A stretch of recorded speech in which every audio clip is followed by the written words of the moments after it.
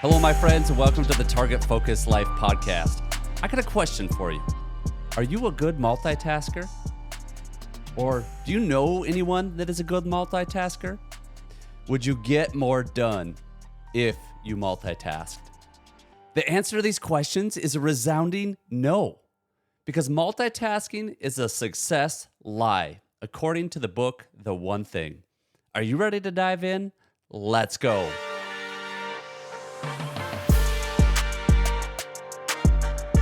The Target Focus Life podcast is made possible by OnX. Living target focused is about knowing your destination and having a strategy to be successful. Well, OnX does just that, but with your hunting pursuits. OnX is the go-to app with tools and maps that are going to help you create that plan and strategy to be successful no matter your hunting destination. So definitely check out OnX. We got a link down in the show notes and use code TFL20 for a 20% discount. We're continuing our journey through the book, The One Thing, and the lies we often believe about success. If you don't have the book already, I got a link down in the description. You can check it out on Amazon or anywhere you purchase books. I highly recommend it. The last several podcasts have been about this book, and we're just kind of breaking it down and going through some of the principles. Here's the thing with multitasking. Research has proven time and time again that our brains are not wired to multitask. Now, we're not talking about washing dishes while you listen to a podcast or going for a walk while you talk with a friend. We're talking about doing two tasks simultaneously that require focus.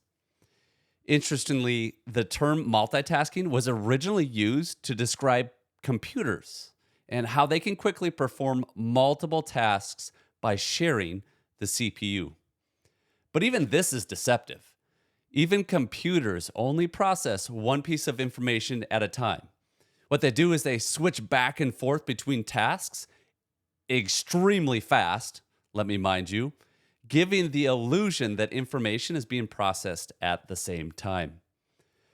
Multitasking is merely the opportunity to screw up more than one thing at a time. That's a quote from the book by Steve Uzel. And I love that. Multitasking is merely the opportunity to screw up more than one thing at a time.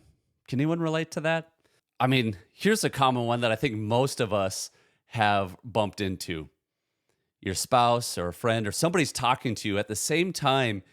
You might just be scrolling social media. You might be reading an email, neither of which are overly complicated tasks. All of a sudden you realize, I don't know what this person said, and I don't know what I read in this email or what I was looking at on social media, right? Our brains don't do that well. In fact, a group of Stanford researchers has found that people who are regularly bombarded with multiple streams of electronic information, they don't pay attention, control their memory, or switch from one job to another, as well as those who prefer to complete one task at a time. Social scientists have long assumed that it's impossible to process more than one string of information at a time. The brain just can't do it. In one study performed by Harvard professor Clifford Nass, I don't know if that's how you say it, sounds right to me, let's roll with it. He said, I was sure, he's speaking of multitaskers here, I was sure they had some secret ability. But it turns out that high multitaskers are suckers for irrelevancy. The multitaskers were outperformed in every measure in the study that he performed. You see, we don't multitask effectively or really at all. What we're really doing is task switching quickly back and forth, or attempting to anyways, from one task to another. The relative complexity of tasks that you're switching to determines how easily or difficult it is to task switch. So every time we switch a task, it takes time to jump back in and get back to where we left off.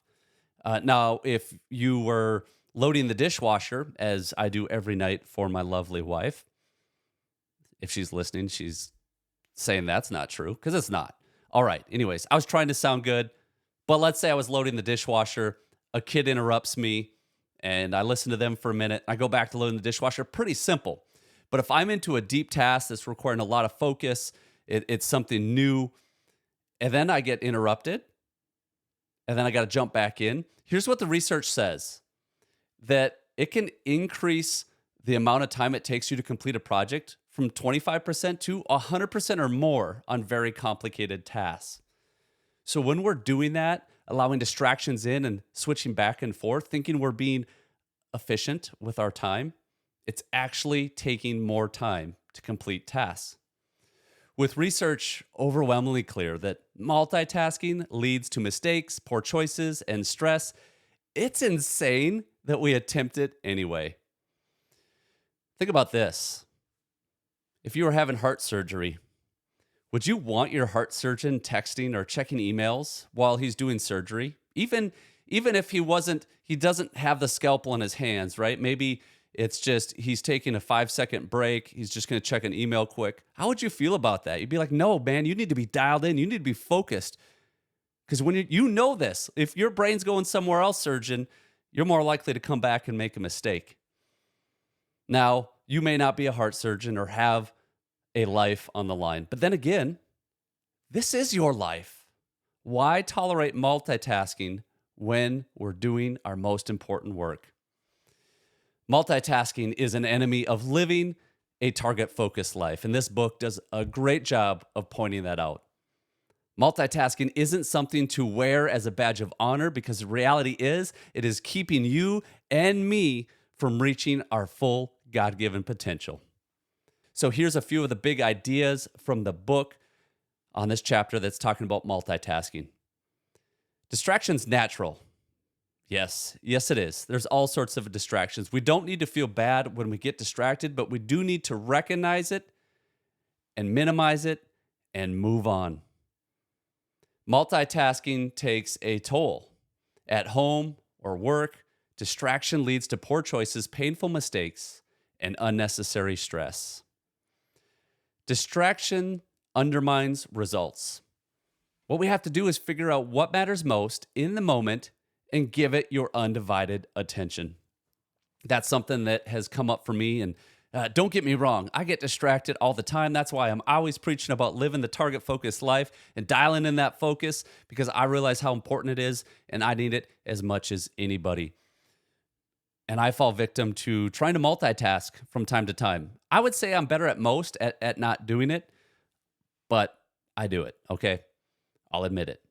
But one of the things that I've tried to minimize in my life is, if I'm on my phone or on my computer and my wife or a child comes up to me and they want my attention, either I need to say 5 minutes and ignore them, or I need to give them my full undivided attention, because I can't do both, right? I can't pretend like I'm giving them my attention, because now I'm going to stink at what I'm actually working on, and I'm going to stink at listening to them, and it's not fair to either of them or me. So either I tell them, hey, wait a few minutes, I'll get back with you, and then I just keep plugging away at what I'm plugging away at, or I turn around, stop doing what I'm doing, look them in the eyes and say, hey, what's up? Right? We need to realize that our attempt to multitask and do two things at once is not helping us.